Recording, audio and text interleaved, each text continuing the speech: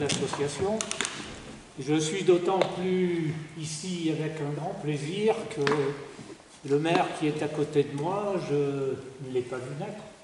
J'étais déjà grand quand il est né, parce que j'ai habité très longtemps la Courtine et que j'ai usé pas mal de culottes et de paires de chaussures ici. Donc d'une guerre, nous passons à une autre, celle qui n'avait pas de nom, jusqu'en 1999. Je parle de la guerre d'Algérie. Alors je m'en tiendrai à quelques aspects essentiels des 2 années 1959 et 60 que j'ai passées dans cette guerre, alors qu'à l'époque, nous ne faisions officiellement que de la pacification et du maintien de l'ordre. Alors qui étais-je ? Je prends le bateau à Port-Vendre, alors de la Courtine c'était loin, le 8 janvier 1959 avec 600 autres jeunes qui avaient une vingtaine d'années.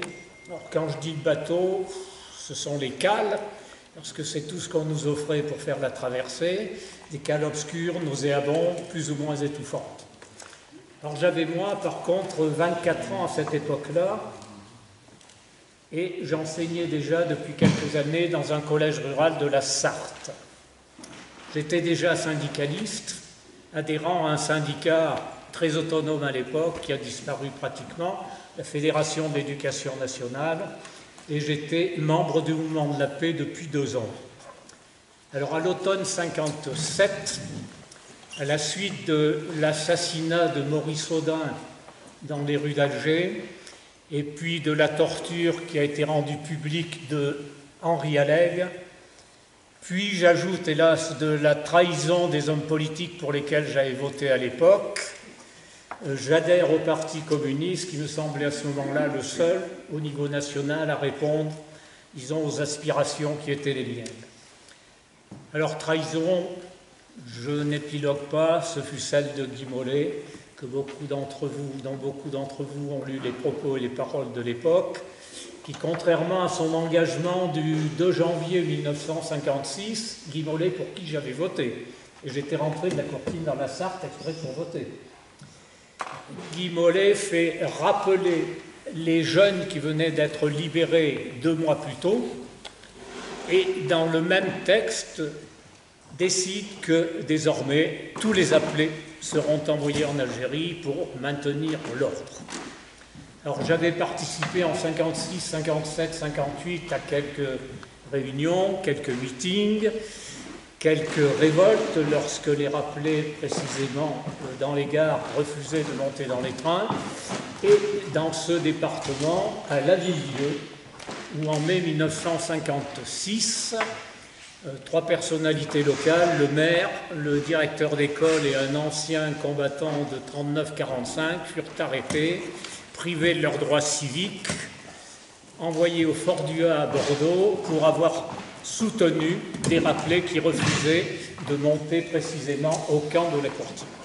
Donc j'avais un peu tout cela, disons que j'étais militant plus des droits de l'homme que d'idéaux. Alors arrivé à Bordeaux, j'ai souffert pendant 4 mois, je vais dire, de brimades, de sanctions, qui étaient destinées bien sûr à briser ma résistance physique et morale, parce que je faisais partie de ceux qui étaient des gêneurs, et que malgré tout ce qu'on a pu écrire au sujet du général de Gaulle, le 18 juin 40 est une chose et l'attitude de Gaulle en 58 en est une autre. C'est à ce moment qu'il faut, d'une part, abattre les cocos et ceux qui sont tout proches. Il faut aussi simultanément museler la presse de l'époque, très diverse, beaucoup plus qu'aujourd'hui, et il faut aussi interdire de parole la plupart des intellectuels qui gênent. Donc je traverse, j'arrive à Afou, un gros bourg isolé à 1500 mètres d'altitude dans le Djebel Amour, donc le sud de l'Atlas saharien. Alors je suis affecté là et je me dis, oulala, je vais avoir une planque extraordinaire. Comme je savais écrire, on m'affecte pour le secrétariat des primes d'alimentation, disons pour calculer tous les jours quelle est la quantité de nourriture qu'on peut acheter, et puis pour payer la solde des appelés et des harkis. Mais très vite, je vois comme les autres, je suis soumis aux nuits de garde, aux patrouilles, aux convois, aux embuscades à tendre, au crapahutage de temps en temps, et on me charge de convois vers les 7 postes isolés que nous avions à l'époque, où se trouvaient 15 à 20 appelés dans des situations extrêmement difficiles. Donc nous acheminons vers ces postes isolés le courrier, les colis, les munitions, la nourriture, l'eau quelquefois, tout ce qui est nécessaire, avec ce qui se passe nécessairement de temps à autre, une mine qui explose sur la piste, une embuscade qui a lieu et le soir il vous manque un certain nombre de copains. Mais dès mon arrivée à Flou, 2 ou 3 jours après, ça commence un soir, les copains me disent « Ce soir on ne mange pas avec toi ». Bon, on mangeait dans la chambre. Alors, je dis « Bon, qu'est-ce que vous faites ?» Ils me disent « Bois, on a 3-4 mètres à flinguer, quand on sort de prison, parce qu'il n'y a plus de place. » Donc ça m'interpelle. Et puis dès le lendemain, apprenant d'autres faits similaires, je commence à écrire tous les soirs une espèce de carnet de route ou de compte-rendu quotidien des activités, de tout ce que j'apprends, de mes propres sentiments aussi, de mes réflexions, de mon analyse à ce moment. Alors l'ouvrage que je publie aujourd'hui, 60 ans plus tard, c'est un peu la reprise de ce carnet de route, revu, diminué en épaisseur, parce qu'il aurait fallu 3 volumes, et donc j'ai modifié un peu le langage parce qu'il y a des termes extrêmement verts que j'employais à l'époque que je n'ai pas osé rendre au public. Alors je n'ai pas la prétention d'être historien, même si pendant une trentaine de pages dans l'ouvrage, je rappelle quelle est la situation en 1959-1960 en France, en rappelant quelques éléments et quelques événements nationaux pour que chacun s'y retrouve plus facilement.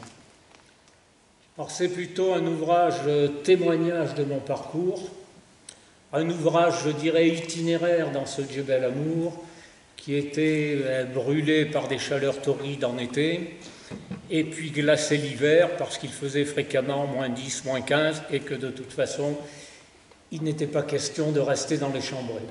Alors le titre choisi, beaucoup m'ont interrogé. Alors j'ai dit quand il neigeait sur le Djebel Amour, alors c'était pour nous tous, dans ces chambrées exiguës, une promiscuité qui rappelait d'autres situations encore beaucoup plus tragiques. C'était aussi fréquemment des conflits, parce que les uns dorment pendant que les autres travaillent, et inversement.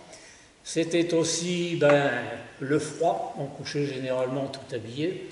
C'était aussi l'isolement, parce que pendant 10, 12, 15 jours, le bourg et les pitons sur lesquels se trouvaient les copains restaient complètement isolés, donc privés de tout, privés de courrier, privés des lettres, privés des colis, etc. Mais je disais aux copains, moi quand il neige sur le Djebel Amour, je ne m'y sens pas si mal, parce qu'au moins on a une certitude, c'est qu'on ne se fera pas flinguer sur une piste, ou bien dans un poste de garde à l'extérieur, puisqu'il n'était plus question de sortir du camp qui était gardé en permanence. Alors à ce moment, la pacification, depuis la bataille d'Alger en 1957, donc s'est transformée, et la France n'en a pas conscience, en une guerre d'une part violente, d'autre part hypocrite, parce qu'on continue à dire qu'il y a des événements, des aléas, des petites choses qui se passent en Algérie. Alors je dis moi, c'est dès ce moment la négation de l'humanité qui tient lieu de loi. Je relate, ceux qui ont lu le savent, de nombreux actes, disons odieux, barbares, souvent inhumains, que l'armée a commis, d'où, à mon avis, son déshonneur, quels que soient les généraux qu'on continue à honorer 40, 50 ou 60 ans après, puisque l'armée avait à ce moment les pouvoirs de police et les pouvoirs de justice. Tout un peuple, sous mes yeux, est martyrisé. J'emploie volontairement le terme de martyrisé. Or, j'évoque, entre autres, les corvées de bois qui sont à une fréquence que je n'ai pas marquée, c'était presque tous les jours, donc où l'on décide que 2, 3, 4 prisonniers sont extraits du camp et reçoivent quelques rafales de pistolets mitrailleurs à 2 ou 3 kilomètres, puis on les jette sous des buissons. Au chacal à finir.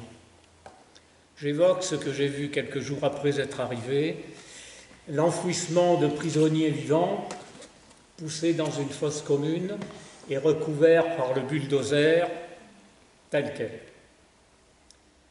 Je relate un certain nombre de combats. J'ai participé à certains, à d'autres non. Et ce qui s'y passait.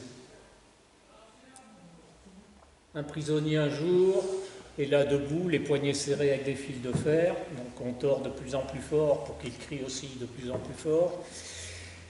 Et 2 sous-officiers décident de faire un concours de tir au pistolet. Allez, on se met à 10 mètres, il est debout, tu vises l'œil gauche et moi l'œil droit. Et si l'un des deux n'atteint pas l'objectif, c'est lui qui paiera le champagne ce soir. Quelques jours plus tard, on ramène 6 rebelles tués, déchiquetés, et le colonel ne trouve rien de mieux que de les faire exposer devant le seul lieu public qui restait, une sous-préfecture, et à faire passer en ville les micros de manière à ce que toute la population capable de se déplacer vienne voir l'œuvre dont la France était capable pour pacifier l'Algérie. En plus de ces actes qui sont fréquents, il y a ce qu'on appelait les interrogatoires, pratiqués à l'époque par les hommes des deuxièmes bureaux et des DOP, dispositifs opérationnels soi-disant de protection. Dès qu'un suspect est arrêté, il est transféré dans un local réservé à l'interrogatoire, c'est-à-dire réservé à la torture, qui sera effectué par des bourreaux professionnels, mais aussi, et j'insiste, malgré ce que peut écrire la FNACA depuis 60 ans, par des appelés qui sont généralement consentants. Donc il s'agit d'arracher des aveux, d'arracher des renseignements, afin de préserver, vous connaissez le refrain, la vie des autres, de préserver l'explosion d'une mine, l'explosion d'une bombe, qu'une grenade aussi ne parte, etc. Donc ces pratiques sont continues, elles sont quotidiennes, elles sont nocturnes, elles sont érigées en système depuis 1957 par Bijard et Massu, connues des gouvernements de l'époque, des textes en font foi, connues bien sûr aussi par la hiérarchie catholique qui, à cette époque, a manqué sans doute de clarté. Alors, je n'insisterai pas sur tous les processus qu'on utilise pour arracher des aveux que souvent nous n'avons pas. Mais le nombre de personnes qu'on sort dans des sacs spéciaux ne cesse de croître à mesure que les semaines passent. Et lorsque les prisons, les quelques cellules en béton que nous avons sont pleines, on trouve d'autres solutions. Mon colonel, qui était extrêmement intelligent, avait compris qu'on pouvait ne pas faire de bruit. Donc de temps à autre, quand il apprenait qu'il n'y avait plus de place pour les suivants, il demandait à des gens du deuxième bureau, donc à des bourreaux, de désigner une trentaine de prisonniers ou de suspects, de les faire amener au petit camp d'aviation qu'on avait. Il faisait préparer des hélicoptères type Sikorsky, que vous avez connu à l'époque, qui servaient au parachutage. 15 dans chaque, 2 pilotes, on va au-dessus des pitons du Djebel qui entouraient Aflou, et dans le vide, 2 appelés les balancent de manière à ce qu'ils aillent éclater sur les rochers et à ce que la population de bergers ou de fellahs qui passe par là éventuellement puisse voir de quoi la France était capable. Alors, aux troupes métropolitaines, il y avait aussi ajouté ceux qu'on a appelés essentiellement les harkis, donc des supplétifs volontaires qui constituaient de véritables armées parallèles sous la tutelle de l'armée française. Alors là, je passe sur les aspects philosophiques et les raisons de leur engagement soit dans l'infanterie, soit comme cavalier. Mais ça a été le prétexte, alors là, à d'autres opérations, des opérations financières. Dans ce secteur où j'étais, nous avions, selon les mois, entre 400 et 480 harkis réels sur le terrain et sur les pitons. Mais sur les états officiels de paiement, qui étaient destinés à la hiérarchie militaire, chaque mois, il y en avait entre 92 et 146 supplémentaires, qui étaient donc fictifs, virtuels, qui n'existaient pas, mais qui nous permettaient d'obtenir les sommes financières correspondant à leur existence. Et ces sommes étaient détournées sur ordre du capitaine et allaient jusqu'au colonel qui en faisait je ne sais quoi. Je sais qu'il fumait beaucoup, qu'il faisait quelques bringues aux messes des officiers, mais tout le reste. Alors, je vous donne deux exemples. En juillet 59, 3 121 000 francs sont détournés. En octobre 59, 3 522 000 francs sont détournés. Alors, des faits similaires dont l'histoire ne parle pas se sont produits dans presque toutes les unités qui étaient stationnées en Algérie, à tel point qu'un général en chef, à un moment, a envoyé 2 notes de service successives pour dire à ses collègues subalternes d'arrêter de faire figurer des chiffres pareils et des sommes qui sont détournées donc, par les officiers eux-mêmes. Alors ça, ni Stora, ni les grands historiens, ni ceux qui ont témoigné sur la guerre d'Algérie n'en parlent. Alors je l'ai rendu public parce que j'avais conservé toutes les feuilles de l'époque dans mes documents. Alors ce ne sont pas les seuls, je dirais, délits financiers. Il y en a un autre qui était quotidien. Les militaires de carrière, lorsqu'ils couchaient dans le Djebel, ou lorsqu'ils bivouaquaient pendant une journée, avaient droit à un complément de salaire de 17% par rapport à leur traitement habituel. Or, même quand ils restaient dans la caserne, comme plusieurs que je cite, qui n'ont jamais mis même les pieds dans le bourg civil, jamais, ces gens-là s'attribuaient tous les mois 20, 25, 28 jours d'opération bivouac, donc pour percevoir les 17% supplémentaires de leur salaire. J'avais conservé, parce que j'étais ce jour-là de service, une anecdote. Le 30 mars 59, nous escortons à 6 ou 7, 8, le sous-préfet et son entourage, le colonel et ses adjoints dans un douar qui est à 35-40 km d'Aflou. Donc une grande tente chauffée a été déjà installée, et puis tout est mis à leur disposition. Voilà qu'arrive avec un camion des chaises, etc., etc., puis un hélicoptère affrété spécialement pour apporter les boissons fraîches, les sodas, le whisky, le ricard, s'il y en a un qui ne buvait que ça, etc. Et puis, des harkis sont priés de préparer le méchoui. Eh bien, tenez-vous bien, cette journée festive a été déclarée comme journée bivouac et a donné lieu à 17% supplémentaires de salaire. Alors, j'ai eu aussi sous les yeux ce qu'on a appelé des regroupements de population. 3 camps ont été mis en place à Aflou où je me trouvais. L'armée a évacué par la force les habitants de tous les douars alentours, donc quelques milliers de personnes. Et puis, sur des dizaines de kilomètres désormais, il était permis de tirer tout ce qu'on pouvait y voir de vivant. Donc, les familles ont été identifiées, recensées, portaient un numéro, après quoi elles installaient leur tente dans l'endroit qui leur était assigné et dans la colonne, dans la rangée qu'on avait prévue pour des centaines et des centaines de raïmas, pour ceux qui connaissent, des tentes faites avec du poil de chameau. Donc des milliers de félins, de bergers, de nomades ont été arrachés à leur vie, à leur terre, pour être là, mis, je dirais, dans les parkings préalables à la mort.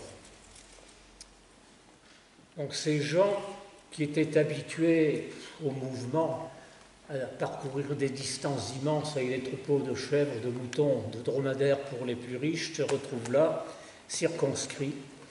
Donc ces camps de regroupement, qu'on a baptisés ainsi et présentés à l'époque comme ça à la population française, sont en fait de véritables camps de concentration. Donc sur un sol qui est dénudé, brûlé en été, transformé en bourbier en hiver, vous trouvez côte à côte les hommes, les femmes, les enfants, les vieillards, les ânes, les poules quand il en reste, les bourricots.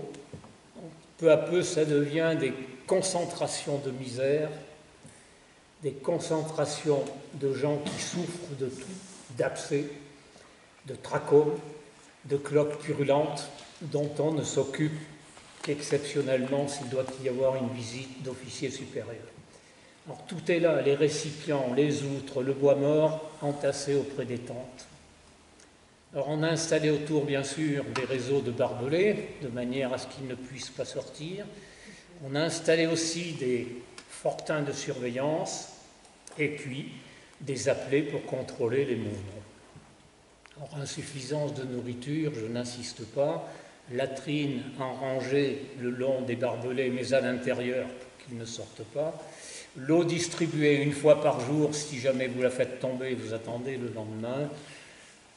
Donc ça a suscité chez moi un certain nombre de souvenirs que vous avez tous en tête, en particulier ceux des camps nazis. C'est l'horreur. C'est là-dedans la déshumanisation. La mortalité infantile est très élevée. En juillet 60, les Dodge que nous avons ne suffisent pas pour emporter tous les jours ceux qui sont morts de déshydratation quand il fait 40 ou 45 degrés, ceux qui sont morts d'infections intestinales et ceux qui ne peuvent plus supporter les odeurs pestilentielles qu'il y a à l'intérieur de ces camps. Alors on me dit un détail, vous savez qui en a parlé.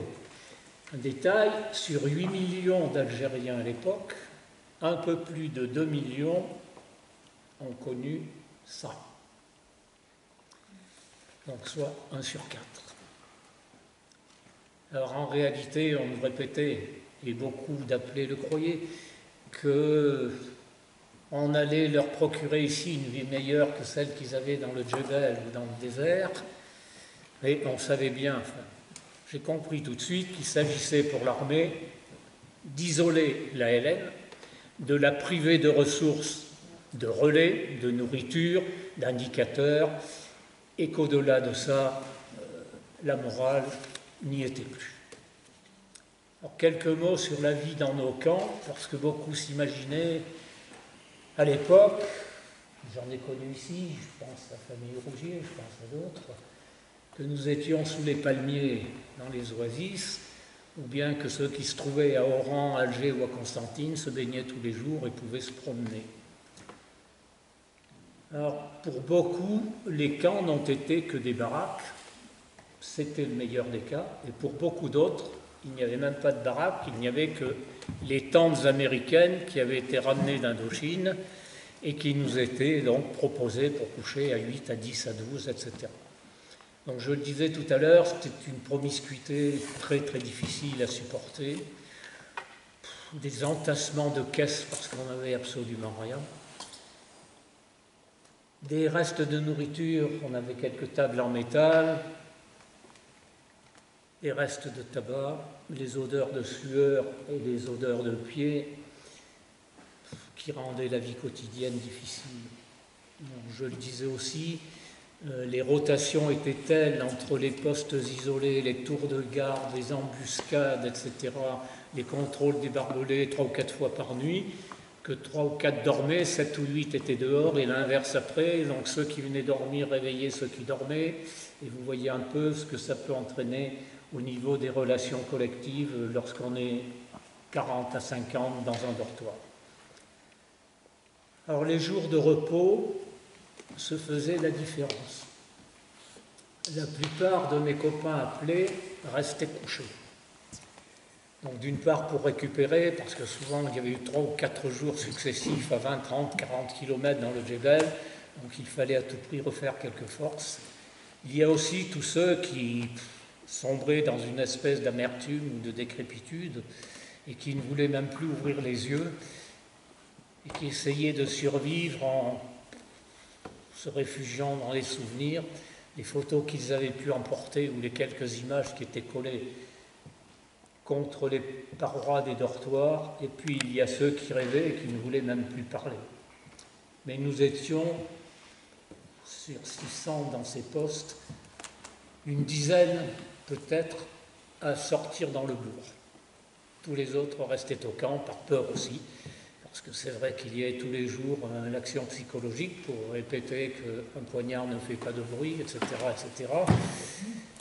Donc les semaines sont rythmées par tout ça, par les tâches de chacun, le crapahut, les opérations de combat,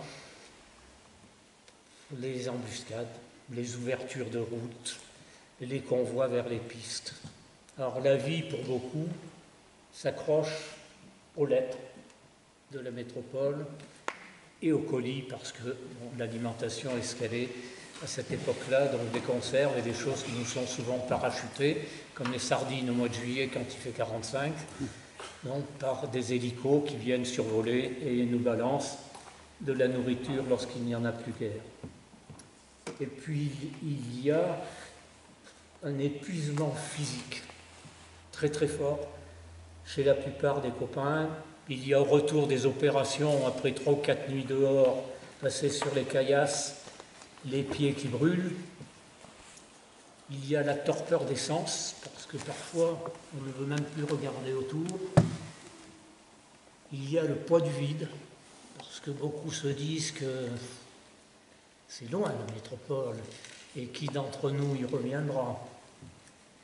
Et s'installe peu à peu dans chaque baraque une espèce de chose que j'ai appelée une hébétude existentielle, c'est-à-dire que les copains qui ne sont pas suffisamment solides, et c'est le cas de tous ceux qui sont jeunes, les copains ne voient plus d'issue et se disent « je raye un jour sur le calendrier, mais demain, après-demain, tantôt une chaleur énorme, tantôt un froid très très violent en hiver, et puis inévitablement, pour de temps à autre calmer les situations nerveuses et psychologiques, quelques beuveries fantastiques au foyer où chacun s'étourdit avec une caisse de bière et ce qu'il peut s'acheter lorsqu'il a un peu de monnaie. Alors l'hiver, bien sûr, on couche tout habillé, on garde les chemises, les pantalons, souvent les chaussettes, on ne pose que les chaussures et la veste parfois. Alors ma vie de soldat, elle s'est trouvée là-dedans. Mais le fait que j'avais 24 ans et quelques convictions, puis 26 ans quand je suis revenu, malgré l'enfer militaire, parce que l'action psy c'était à longueur de journée, malgré les interdictions, je me suis dit que pour m'en sortir, il fallait que je noue absolument des relations avec les gens qui vivaient là à plein temps, donc avec la population civile. En ma fonction de secrétaire trésorier m'a facilité la tâche, parce que tous les 15 jours, les appelés percevaient 4,50 francs de solde, ce qui payait 3-4 bières à l'époque, et c'est moi qui étais chargé de les payer. Et nous recevions de rang des billets de 20 francs, 50 francs, 100 francs. Donc j'avais un motif pour aller en ville, trouver les commerçants et les artisans, c'était de dire aux dégradés avec lesquels j'étais « Eh, mais il me faut 4,50 francs par gars, parce que personne ne pourra nous rendre la monnaie sur des billets pareils. » Donc j'avais l'autorisation tous les 10-12 jours de faire le tour de la ville pour faire de la monnaie. Alors cela m'a, je veux dire, beaucoup aidé, parce que ça m'a permis d'établir très vite des relations avec des gens qui étaient gargotiers, qui vendaient du thé, des artisans, des paysans, un chamelier, et de nombreux adolescents et enfants que j'évoque dans l'ouvrage.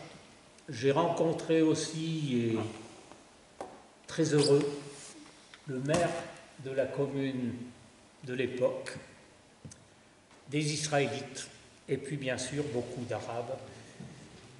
en consommant soit une bière, soit une anisette, soit une brochette de foie d'agneau, comme ils en proposaient à certains coins de rue. Alors j'ai découvert deux choses. D'une part, l'hospitalité extrêmement forte de ces gens-là, et puis simultanément la misère, le dénuement, les gourbises en terre battue dans lesquelles ils couchaient à 6, 7 ou 8 par terre, alors que les quelques livres de géographie et les maîtres que j'avais eus en France m'avaient dit que nous avions fait là-bas beaucoup de choses au plan médical, au plan de l'éducation, au plan des transports. Alors j'ai découvert que certains, dans les postes isolés, n'avaient jamais vu un Européen de métropole. Jamais. Certains, très haut, à 1600, 1700 mètres, n'avaient jamais vu de paire de chaussures et marchaient avec des espèces d'espadrilles qu'ils fabriquaient eux-mêmes à partir des peaux de chèvre ou des peaux de mouton, et puis quand elles étaient usées, ils en faisaient d'autres. La plupart portaient non pas des vêtements, mais des haillons rapiécés. Chaque morceau d'étoffe était récupéré pour être recousu sur un autre. Beaucoup, en particulier les femmes et les jeunes, avaient des vêtements de toutes les couleurs et pour cause, tout était réutilisé. Or, c'est dans cet univers que j'ai réussi à créer, à la suite de longues discussions avec quelques appelés autour de moi, ce que j'appellerais un groupe de résistance ou un groupe d'opposition par rapport à la violence, à la barbarie qu'exigeaient de nous les officiers. Or, le partage d'abord des mots, puis peu à peu le partage d'un certain nombre d'idées, la solidarité qui sont nées, je crois, nous ont permis à quelques-uns d'échapper à l'abattement d'abord, et puis à la décrépitude ensuite, comme beaucoup l'ont connu. Alors, j'ai eu des copains qui ont accepté d'aller beaucoup plus loin, qui, travaillant à l'état-major, donc avaient accès au courrier officiel qui venait des généraux, et qui peu à peu m'ont soit volé, j'emploie le mot, des documents officiels pour que je puisse vite les transcrire la nuit, soit même parfois m'en ont réécrit à la main sur les cahiers d'écoliers qu'on pouvait encore trouver là-bas, pour me dire, toi qui collectionnes tout, on va te les remettre, tu verras, il y a des choses nouvelles, etc. J'ai inclus quelques-uns de ces documents dans l'ouvrage. On m'avait promis que je serais en conflit rapidement avec l'armée.